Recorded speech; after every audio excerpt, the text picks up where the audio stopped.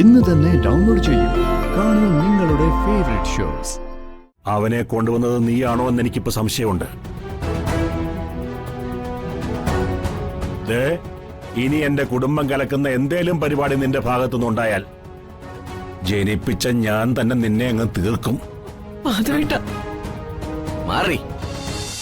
എനിക്ക് ജാനകി ഒന്ന് കാണണം. അവളെ വിളിച്ചാ ഞാനൊന്ന് സംസാരിച്ചിട്ട് പൊയ്ക്കോളാം. ഇവിടെ ജാനകി എന്നൊരാളില്ല. നിങ്ങൾ പോകാൻ നോക്ക്. ഞാൻ കുറച്ച് തിരക്കില്ല. ജാനകി ഇല്ലെങ്കിൽ വേണ്ട, മീനാക്ഷിയെ വിളിച്ചാ മതി. ജാനകിയെ തേടി വന്നയാൾക്ക് മീനാക്ഷിയെ കടുത്തരേണ്ട ആവശ്യമില്ലല്ലോ. നിങ്ങളുടെ ബന്ധത്തിലുള്ള ആരും ഇടില്ല.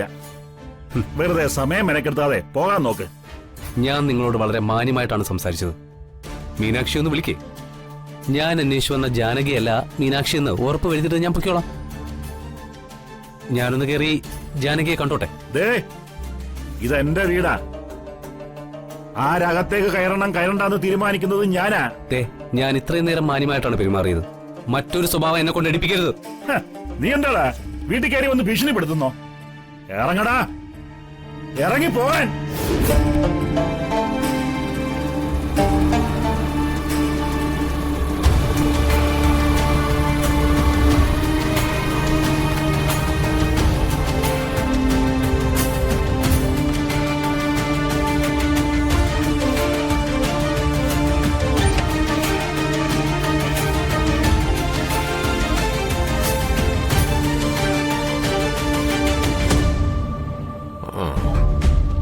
അല്ല, നിങ്ങളാരാ? എന്താ ഇവിടെ?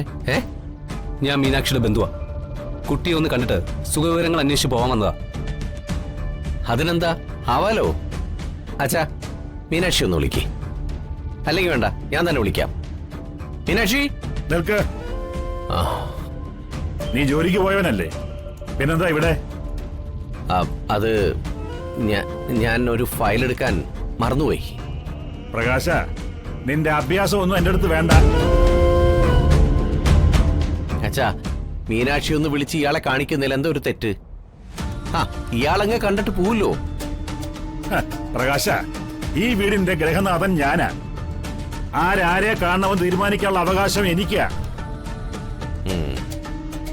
തലയിരിക്കുമ്പോ വാലാടണ്ട. അനാവശ്യമായി വീട്ടിൽ പെണ്ണുങ്ങളെ തിരക്കി വരുന്ന ഇതുപോലുള്ള വായി നോക്കികളെ അടിച്ചോടിക്കേണ്ടതേ ആൺമക്കളുടെ കടമയാ. നീ അത് ചെയ്യുന്നോ അതോ ഞാൻ പോലീസിനെ വിളിക്കണോ? നിങ്ങൾ പോലീസിനെയോ പട്ടാളത്തിനെയോ ആരെ വേണമെങ്കിലും വിളിച്ചോ. അങ്ങനെയുള്ള ഭീഷണിയൊന്നും എന്നോട് വേണ്ട. ഇറങ്ങടാ എന്റെ വീട്ടിൽ നിന്ന്. അച്ഛാ, വേണ്ട.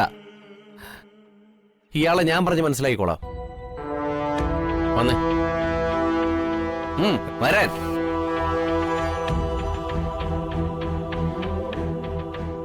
തൽക്കാലം ഇപ്പൊ പോ. നിങ്ങളുടെ ജാനയെ കാണാനുള്ള സാഹചര്യം ഞാൻ ഒരുക്കി തരാം. തന്തപ്പിടിയൊക്കെ കൊണം മാറി നിൽക്ക പ്ലീസ്.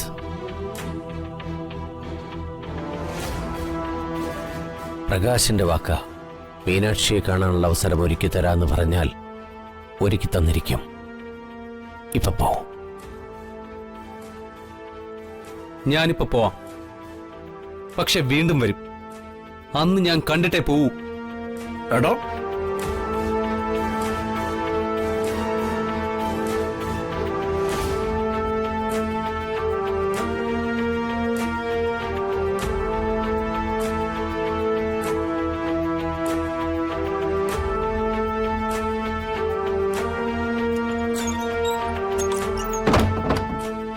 നീ ഇനിയും വരണം.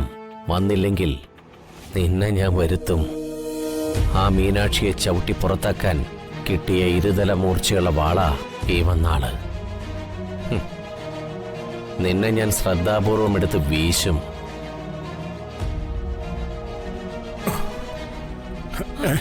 എന്താ മാധവേട്ട, എന്താ പ്രശ്നം? ആരോട് മാധവേട്ട സംസാരിച്ച? ആരുമില്ല. മാധവേട്ടനെ ഇത്രയും ടെൻഷൻ അടുപ്പിക്കത്തക്ക രീതിയിൽ ഇവിടെ വന്നത് ആരാ? അതെനിക്കറിയണം. ചന്ദ്രു, വന്നത് അവനാ. ഇവിടേക്ക് ഇനി ഒരിക്കലും വരാൻ പാടില്ലെന്ന് നമ്മൾ ആഗ്രഹിച്ചവൻ ഷാജി. അവൻ എന്തിനാ വന്നത്? മീനാക്ഷിയെ കാണാൻ. മാധവേട്ട, അവൻ ഒരിക്കലും മീനാക്ഷിയെ കാണാൻ പാടില്ല. കാണണം. അയാൾ അയാളുടെ ഭാര്യയെ തേടി വന്നതാ. അയാളെ തടയാൻ നമുക്ക് അവകാശമില്ല. പ്രകാശ, അമ്മേ, അയാള് പറയുന്ന ജാനകിയാണോ നമ്മളെയൊക്കെ കബളിപ്പിച്ചിരിക്കുന്ന ഈ മീനാക്ഷി എന്ന് അറിയണ്ടേ? ആർക്കാണ് അറിയേണ്ടത്? നിനക്കോ? എനിക്കും അറിയണം. അറിഞ്ഞേ പറ്റൂ. നിനക്കറിയണോ? നിനക്കെന്താ അറിയേണ്ടത്? അവനെ കൊണ്ടുവന്നത് നീയാണോ എന്ന് എനിക്കിപ്പോ സംശയമുണ്ട്. ദേ, ഇനി എന്റെ കുടുംബം കലക്കുന്ന എന്തേലും പരിപാടി നിന്റെ ഭാഗത്തുനിന്നുണ്ടായാൽ ജനിപ്പിച്ച ഞാൻ തന്നെ നിന്നെ അങ്ങ് തീർക്കും. മാധവേട്ട, മാറി.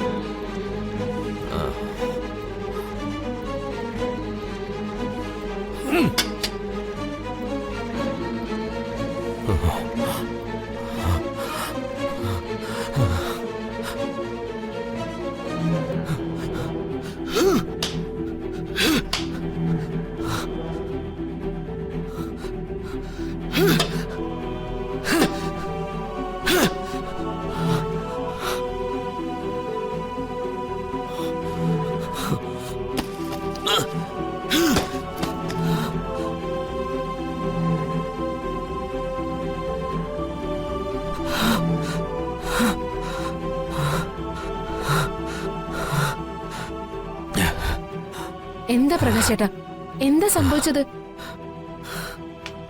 പ്രകാശേട്ടാ, ഞാൻ ചോദിച്ചത് കേട്ടില്ലേ? അച്ഛൻ എന്തിനാ പ്രകാശേട്ടനോട് ഇത്ര ദേഷ്യപ്പെട്ടത്? അച്ഛൻ ഇങ്ങനെ ദേഷ്യപ്പെട്ട് ഞാൻ ഇതുവരെ കണ്ടിട്ടില്ല. എന്റെ തലയിലെടുത്ത്.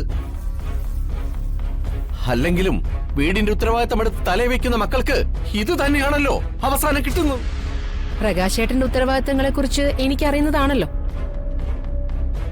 അച്ഛനെ ഇത്രത്തോളം ദേഷ്യപ്പെടുത്താൻ പ്രകാശേട്ടൻ അച്ഛനോട് എന്ത് ചെയ്തു എന്ന് അറിഞ്ഞാ മതി. അച്ഛന് സ്വന്തം മക്കളെക്കാൾ വിശ്വാസം വേറെ പലരോടും അല്ലേ? പ്രകാശേട്ടാ, അങ്ങനെ ഒരച്ഛൻ കാണിക്കുന്നുണ്ടെങ്കിൽ അതിന് കാരണക്കാര് മക്കള് തന്നെയാ. അതേടി, എല്ലാ കുറ്റവും പ്രകാശന്റെ തലയിൽ ചാർത്തി തന്നേക്ക്. ജനിപ്പിച്ച തന്തയുടെ കാര്യം പോട്ടെ, എന്റെ ചെലവിൽ കഴിയുന്ന ഭാര്യ പോലും എനിക്ക് ശത്രുവല്ലേ? പ്രകാശേട്ടാ, എന്നോട് പറയാൻ പറ്റാത്ത എന്ത് കാര്യത്തിനാ നിങ്ങൾ അച്ഛനും മകനും തമ്മിൽ വഴക്കായത്? ഞാനൊന്ന് അറിയട്ടെ. അറിയേണ്ട കാര്യങ്ങൾ മാത്രം തൽക്കാലം നീ അറിഞ്ഞാ മതി. മാനത്തെ കൊട്ടാ